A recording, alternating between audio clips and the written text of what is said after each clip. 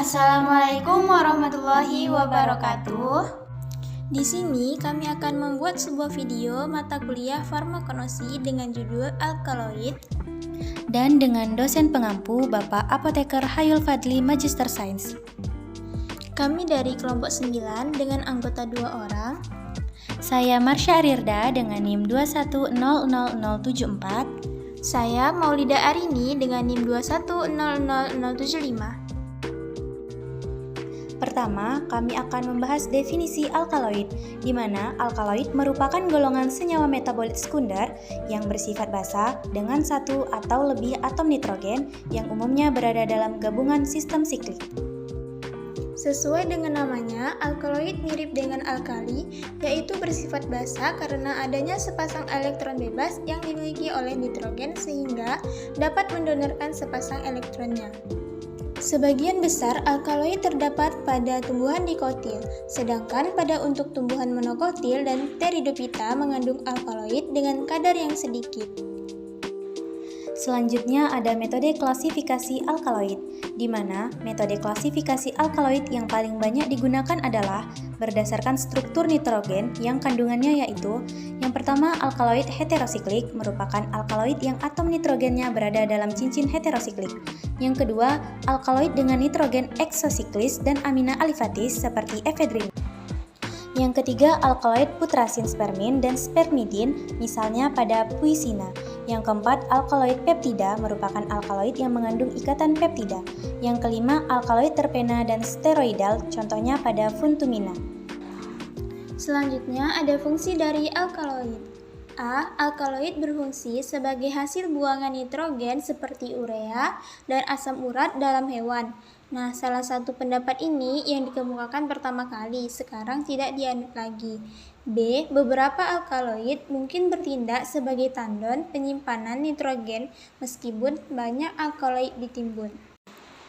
C. Pada beberapa kasus, alkaloid dapat melindungi tumbuhan dari serangan parasit atau pemangsa tumbuhan. D. Alkaloid dapat berlaku sebagai pengatur tumbuh karena dari segi struktur, beberapa alkaloid menyerupai pengatur tumbuh. Beberapa alkaloid merangsang perkecambahan yang lainnya menghambat. Adapun struktur alkaloid, senyawa ini umumnya mengandung setidaknya satu atom nitrogen. Kebanyakan alkaloid memiliki satu atau lebih unsur nitrogen yang biasanya merupakan sistem siklik atau cincin. Selanjutnya ada penggolongan alkaloid. Yang pertama, alkaloid sesungguhnya atau true alkaloid. Alkaloid jenis ini bersifat basa kecuali kolkisin dan asam aristolokat. Diturunkan dari asam amino, contohnya morfin dan atropin. 2. Alkaloid sederhana atau protoalkaloid merupakan amin yang relatif sederhana di mana nitrogen dan asam amino tidak terdapat dalam cincin heterosiklik dan bersifat basa, contohnya meskalin atau kaktus.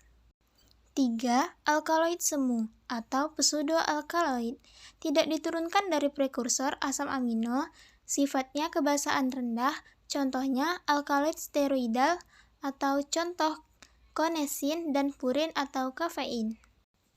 Adapun contoh tanaman yang mengandung alkaloid, yang pertama kecubung dengan nama Simplicia datura semen, nama tanaman asal Datura stramonium dari keluarga Solanaceae, dan zat berkhasiat hyosin, CO oksalat, zat lemak, atropin atau hyosyamin, dan skopolamin, dan penggunaannya sebagai antipasmodik dan obat penenang. Kemudian ada daun sirih, dengan nama latin Simplicia piperisfolium, nama tanaman asal Piper betel dari keluarga Piperaceae dan penggunaannya sebagai antisariawan dan antiseptik.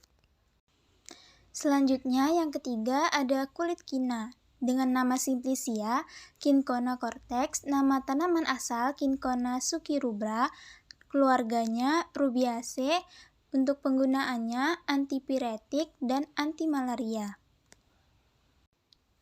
Yang keempat, ada daun sirsa dengan nama Simplicia anonymuricate folium dan nama tanaman asalnya Annona muricata dari keluarga Annonaceae, khasiatnya sebagai antibakteri dan astringen.